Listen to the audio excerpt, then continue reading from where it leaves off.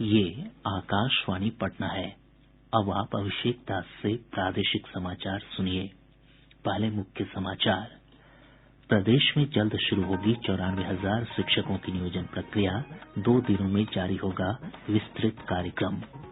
राज्य सरकार ने 50 वर्ष से अधिक आयु के अक्षम कर्मचारियों को अनिवार्य रूप से सेवानिवृत्ति देने के लिए 2 विशेष समितियों का गठन किया।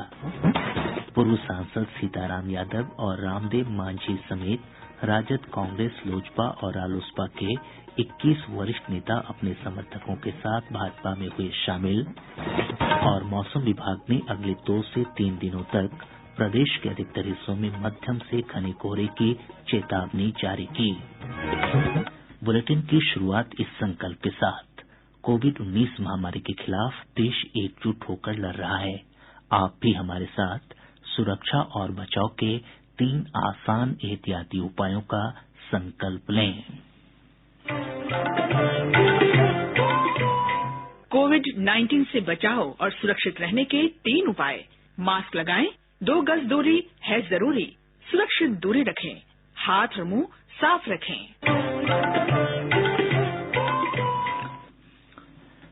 अब समाचार विस्तार से। प्रदेश में 94,000 शिक्षकों की नियोजन प्रक्रिया जल्द शुरू होगी। प्राथमिक शिक्षा निदेशक रंजीत कुमार सिंह ने बताया कि अगले 2 दिनों में पूरी प्रक्रिया का विवरण जारी किया जाएगा। गौरतलब है कि शिक्षक बहाली को लेकर टीईटी उत्तीर्ण अभ्यर्थी पिछले कई दिनों से पटना में प्रदर्शन कर रहे हैं। राज्य सरकार ने 50 वर्ष से अधिक आयु के अक्षम कर्मचारियों को अनिवार्य रूप से सेवानिवृत्ति देने के लिए विशेष समिति का गठन किया है। यह समिति ऐसे सरकारी कर्मियों के कार्यकलापों की समीक्षा करेगी। समूह क के सरकारी सेवकों के कार्यकलापों की समीक्षा के लिए गृह विभाग के अपर मुख्य सचिव, जबकि समूह ख, ग और अवर्गीकृत श्रेणी के सरकारी सेवकों के कार्यकलापों की समीक्षा के लिए गृह विभाग के सचिव की अध्यक्षता में समिति का गठन किया गया है। राज्य सरकार ने सरकारी सेवाओं में नियुक्ति के लिए दिव्यांगों को 4% आरक्षण देने संबंधी संकल्प जारी कर दिया है। इस संकल्प के अनुसार उच्च शैक्षणिक संस्थानों में प्रवेश के लिए दिव्यांगों को 5% आरक्षण मिलेगा। इस संबंध में शिक्षा विभाग ने भी निर्देश जारी कर दिए हैं। राजद, कांग्रेस, लोजपा और राष्ट्रीय लोक समता पार्टी के कई वरिष्ठ नेता आज भाजपा में शामिल हो गए। पूर्व सांसद सीताराम यादव, रामदेव मांझी, पूर्व विधायक नगीना देवी, दिलीप यादव, पटना नगर निगम की डिप्टी मेयर मीरा कुमारी और पूर्व डिप्टी मेयर संतोष मेहता समेत 21 नेता अपने समर्थकों के साथ भाजपा में शामिल हुए। भाजपा प्रदेश कार्यालय में आयोजित मिलन समारोह में बिहार प्रभारी भूपेन्द्र यादव ने सभी नेताओं को पार्टी की प्राथमिक सदस्यता दिलवाई। इस अवसर पर प्रदेश अध्यक्ष डॉक्टर संजय जायसवाल, वरिष्ठ नेता सुशील कुमार मोदी और राम सूरत कुमार समेत पार्टी के कई वरिष्ठ नेता मौजूद रहे। भाजपा के बिहार प्रभारी भूपेन्द्र यादव ने कहा है कि राज्य मंत्रिमंडल का शीघ्र विस्तार होगा। आज पटना में संवाददाताओं से बातचीत में श्री यादव ने कहा कि मंत्रिमंडल विस्तार को लेकर एनडीए के घटक दलों के बीच कोई मतभेद नहीं है। केंद्रीय स्वास्थ्य मंत्री डॉक्टर हर्षवर्धन ने कोविड टीकाकरण कार्यक्रम के बारे में सही सूचनाओं के प्रचार प्रसार और अफवाहों को दूर करने के लिए विभिन्न पक्षों को साथ लेकर चलने की आवश्यकता पर बल दिया है। उन्होंने कहा कि वर्ष 2020 कोविड-19 के टीके की खोज के लिए जाना जाएगा और दुनिया के सामने इस साल की चुनौती सबसे अधिक जरूरतमंद लोगों को टीके लगाने की होगी। डॉक्टर हर्षवर्धन विश्व स्वास्थ्य संगठन के संचालन मंडल की 148वीं बैठक को संबोधित कर रहे थे। उन्होंने कहा कि सामूहिक प्रयासों के कारण कोविड से होने वाली मौतों की संख्या कम करने में मदद मिली है। एम्स नई दिल्ली के वरिष्ठ चिकित्सक पीयूष रंजन ने कहा कि कोविड-19 का टीका आ जाने के बावजूद लोगों को सावधानी बरतनी चाहिए। उन्होंने बताया कि कोविड टीके का दूसरा डोज लेने के बाद ही इस वायरस के खिलाफ शरीर में रोग प्रतिरोधक क्षमता विकसित होती है। तो वैक्सीन के पहले शॉट लेने के बाद यानी कि पहला टीकाकरण और उसके बाद 1 महीने के बाद दूसरा डोज होगा और दूसरे डोज के 14 दिन के बाद ही आपको इसकी इम्यूनिटी जो है फुल्ली डेवलप होगी। यानी कि पहले दिन जब आप वैक्सीन को लेते हैं उसके लगभग 6 हफ्ते के बाद इस वैक्सीन का पूरा असर आना शुरू होगा। यानी कि पहले इंजेक्शन लेने के 6 हफ्ते तक आपको उतनी ही रिलीजियसली और रिगरसली आपको बाकी प्रोटेक्टिव मेजर्स जो जैसा कि बार बार बताया जाता है, मास्क पहनना, सोशल डिस्टेंसिंग रखना और पर्सनल हाइजीन का ध्यान रखना, इसे आपको नियमित तौर पर उसी तरह से अनुपालन करते रहना है। प्रदेश में आज कोविड-19 के 86 नए मामलों की पुष्टि हुई है। सबसे अधिक 32 मामले पटना जिले से सामने आए हैं। 19 जिलों से एक भी पॉजिटिव मामला सामने नहीं आया है। प्रदेश में फिलहाल सक्रिय मामलों की संख्या 2388 है। इधर देश में कोविड-19 से ठीक होने वालों की दर बढ़कर 96.91% हो गई है।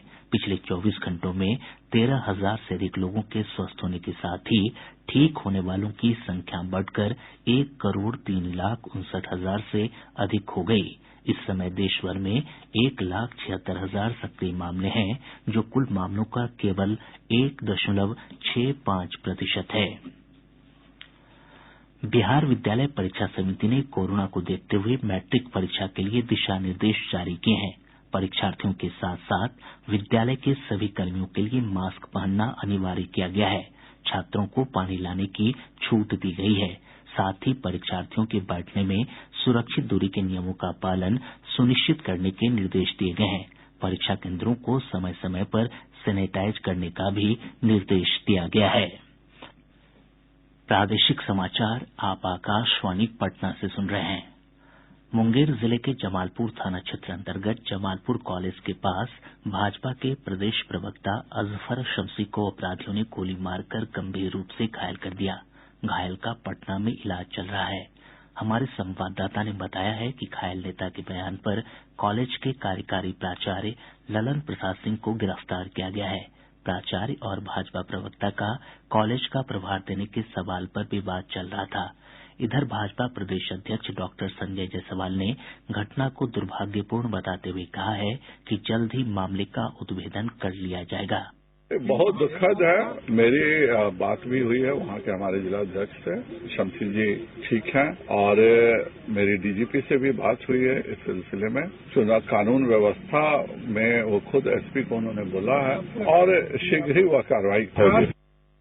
मौसम विभाग ने अगले 2 से 3 दिनों तक प्रदेश के अधिकतर हिस्सों में मध्यम से घने कोहरे की चेतावनी जारी की है। विभाग ने अपने पूर्वानुमान में कहा है कि इस दौरान रात के तापमान में कोई खास परिवर्तन नहीं होगा। मौसम वैज्ञानिक रविन्द्र कुमार ने बताया कि पिछले 24 घंटों के दौरान गया, सुपौल और दरभंगा में शीत दिवस की स्थिति बनी रही। उन्होंने कहा कि अगले कुछ दिनों तक मौसम के रुख में कोई परिवर्तन नहीं होगा। झारखंड के आसपास समुद्र तल से 1.5 किलोमीटर के ऊपर एक प्रतिचक्रवात का क्षेत्र बना हुआ है, जिससे पश्चिमी हवाएं कमजोर पड़ रही है। जिसके प्रभाव से अगले आने वाले 24 घंटों तक राज्य के कुछ भागों में कोहरे की तीव्रता में वृद्धि होगी तथा अधिकतम तापमान में बढ़ोतरी नहीं होगी और राज्य के दक्षिण भाग के कुछ स्थानों पर शीत दिवस की स्थिति बने रहने की संभावना है। आज डिहरी 5.5 डिग्री सेल्सियस न्यूनतम तापमान के साथ प्रदेश का सबसे ठंडा स्थान रहा। केंद्र सरकार ने मीडिया की उन खबरों का खंडन किया है जिसमें दावा किया जा रहा है कि 1 फरवरी से सभी रेलगाड़ियां अपने पूर्व निर्धारित समय के अनुसार चलने लगेंगी। पत्र सूचना कार्यालय पीआईबी ने एक ट्वीट में इस खबर को फर्जी बताते हुए कहा है कि रेल मंत्रालय ने इस प्रकार का कोई फैसला नहीं किया है। प्रधानमंत्री नरेंद्र मोदी 31 जनवरी को आकाशवाणी से मन की बात कार्यक्रम में देशवासियों के साथ अपने विचार साझा करेंगे। यह मासिक रेडियो कार्यक्रम की 73वीं कड़ी होगी। एक ट्वीट में श्री मोदी ने लोगों से अपने प्रेरक सुझाव साझा करने का आग्रह किया है। प्रधानमंत्री ने कहा कि कुछ विचारों पर वे कार्यक्रम में चर्चा भी करेंगे। लोग नमो ऐप या माई जीओवी ओपन फोरम पर कार्यक्रम के लिए कल तक अपने सुझाव दे सकते हैं। टोल फ्री नंबर 1800-11-7800 पर भी हिन्दी या अंग्रेजी में संदेश रिकॉर्ड कराया जा सकता है। 1922 पर मिस्ड कॉल देकर एसएमएस में प्राप्त लिंक के माध्यम से भी सुझाव भेजे जा सकते हैं। राष्ट्र प्रेम की भावना जागृत करने के लिए सूचना और प्रसारण मंत्रालय की विभिन्न इकाइयों द्वारा भारत पर्व का आयोजन किया जा रहा है। इस साल इसका आयोजन वर्चुअल प्लेटफॉर्म भारत पर्व 2021.com पर किया जा रहा है। यह 31 जनवरी तक चलेगा। इस आयोजन का उद्देश्य देशभक्ति की भावना को जागरूक करना और देश की समृद्ध और विविध सांस्कृतिक विविधता को प्रदर्शित करना है। पथ निर्माण मंत्री मंगल पांडेय ने कहा है कि महात्मा गांधी सेतु के समानांतर बनने वाले नये पुल को 42 महीनों के अंदर पूरा कर लिया जाएगा। आज निर्माण कार्यों की समीक्षा के बाद पत्रकारों से बातचीत में श्री पांडेय ने कहा कि पुल का निर्माण पटना और वैशाली दोनों तरफ से निर्बाध रूप से चल सके, इसके लिए प्रयास किए जा रहे हैं। डाक विभाग प्रदेश के चिन्हित डाकघरों में मिथिला के प्रसिद्ध मखान के विभिन्न व्यंजनों की बिक्री शुरू करेगा। पूर्वी क्षेत्र बिहार के post master general Anil Kumar ने ये जानकारी दी। उन्होंने बताया कि मखान खीर, मखान लावा, मखान मिल्क शेक, फूल मखान और मखान मिनी मंच समेत 25 से 30 प्रकार के व्यंजनों की बिक्री होगी। श्री कुमार ने बताया कि पहले चरण में इसकी शुरूआत पटना जीपीओ से होगी और इसके बाद बहुत जल्द अन्य डाकघरों में भी यह व्यवस्था शुरू की जाएगी।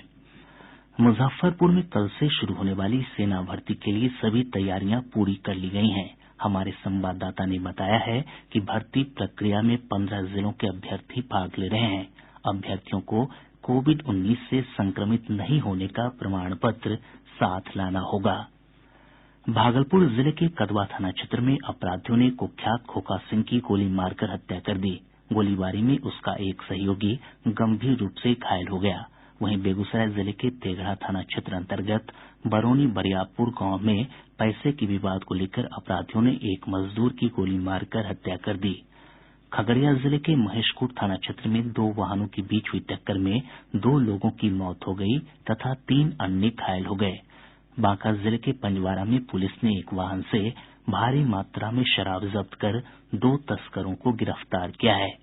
वहीं भागलपुर जिले के जगदीशपुर थाना क्षेत्र से पुलिस ने वाहन जांच के दौरान एक पिकअप वैन से भारी मात्रा में शराब बरामद कर चालक को गिरफ्तार किया।